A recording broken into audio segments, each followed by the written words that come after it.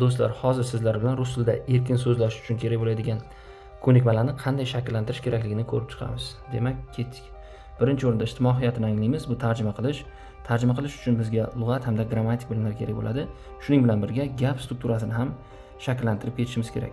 Lug'atlar 3 xil bo'ladi: aktiv, passiv va tematik.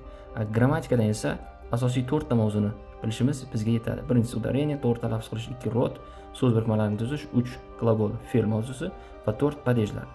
Endi esa har bitta mavzu quyidagi asosiy 5 ta mashqlar bilan mustahkamlanishi kerak. 1 grammatika, 2 упражнение yozib bajariladi, 3 audiирование eshitib bajariladi, 4 va 5 bu tarjima mashqlari. Demak, birinchisida mavzuni grammatik jihatdan o'rganamiz. Ikkinchisi mavzuni yozib mustahkamlaymiz. Uchinchisi esa mavzuni eshitib mustahkamlaymiz. 4 va 5 bu tarjima mashqlari. Birinchisi demak rus tilidan o'zbek tiliga yozma tarjima qilib olamiz. Keyin esa yozma tarjimaga qarab turib o'zbekcha fikrlarni rus tiliga tarjima qilib aytib bera olishimiz kerak. Endi esa oxirgisi gap strukturasi. Gap strukturasi 2 xil bosqichda shakllanadi. Birinchisi tarjima qilish davomida raqamlash texnikasi, ikkinchisi esa grammatik tahlil. Bu nima degani? Mana bu yerda tarjima qilish mashqlari ko'rsatib berilgan. Demak, P1 birinchi perevod, rus tilidan o'zbek tiliga yozma tarjima qilamiz, ya'ni mana bu ko'rinishga keladi.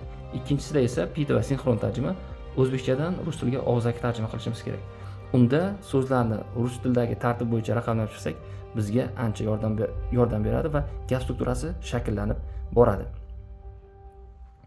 Ikkinchi bosqichda esa bizda dialoglar va matnlarda so'zlarni grammatik tahlili bo'ladi. Ya'ni siz mashq qilish davomida so'zlarni qaysi padejda turibdi, fe'lni qaysi shakli ishlatildi, совершенный yoki несовершенный, o'shalari aniqlab yoziladi va undan keyin tarjima hosil qilinadi. Keyin bu dialog va matnlarni tarjimasini o'zbekchasiga qarab ruscha aytayotganingizda har bitta gapni grammatik xatosiz to'g'ri ishlata olasiz. Mana shu mashqlardan keyin. Bu mashqlarni bajarishda bizga mana bu quyidagi jadvallar kerak bo'ladi. Kitobdan olingan alohida PDF shakli ham bor. Ya'ni padejlar, predloglar va ularning окончаниялari. Undan tashqari esa fe'llarning tuslanishi bo'yicha 14 ta gruppasini ham bilishimiz kerak. Demak, yuqoridagi barcha vazifalar quyida bitta list shaklida ko'rsatib berilgan. Albatta bu qisqa video, qisqacha tushuntirdik. Bularning hammasi esa bizning Pervisha kitobimizda to'liq berilgan.